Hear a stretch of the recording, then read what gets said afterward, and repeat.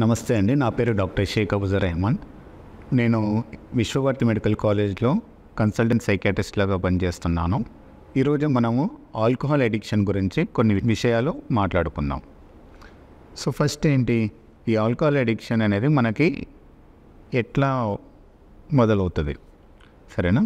So first ఏంటి, ఇనీషియల్గా friends peer pressure వల్ల అనమాట. అంటే లైక్ కొంతమంది ఫ్రెండ్స్ ఫోర్స్ చేయడం వల్ల ఆల్కహాల్ అనేది తీసుకోవడం జరుగుతుంది. ఇంకొంతమంది ఎట్లా ఉంటారంటే టేస్ట్ ఎట్లా ఉంటుందో, దాని యొక్క ఎక్స్పీరియన్స్ ఎట్లా ఉంటుందో తెలుసుకోవడం అనేది జరుగుతుంది. కొన్ని రోజుల తర్వాత వీళ్ళు ఏం చేస్తారు, మెల్లమెల్లగా రోజు తాగడం కానీ లేకుంటే వారానికి ఒకసారి తాగడం కానీ ఇట్లా మొదలు పెడతారనమాట. సో వీళ్ళు మెల్లమెల్లగా ఏమవుతుంది అంటే వారానికి ఒకసారి తాగేవాళ్ళు రోజు తాగడం మొదలు పెడతారు. రోజు తాగేవాళ్ళు రోజుకి 2-3 సార్లు తాగడం అనేది మొదలు పెడుతూ ఉంటారు. సో దీన్ని మనం ఏమంటామంటే టాలరెన్స్ అని చెప్తాం.